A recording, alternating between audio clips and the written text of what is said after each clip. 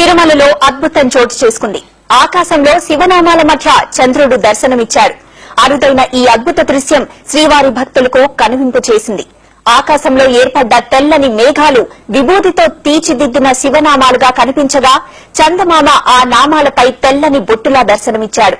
తిరుమల క్షేత్ర పాలకుడు శివుడని మన పురాణాలు చెప్తున్నాయి.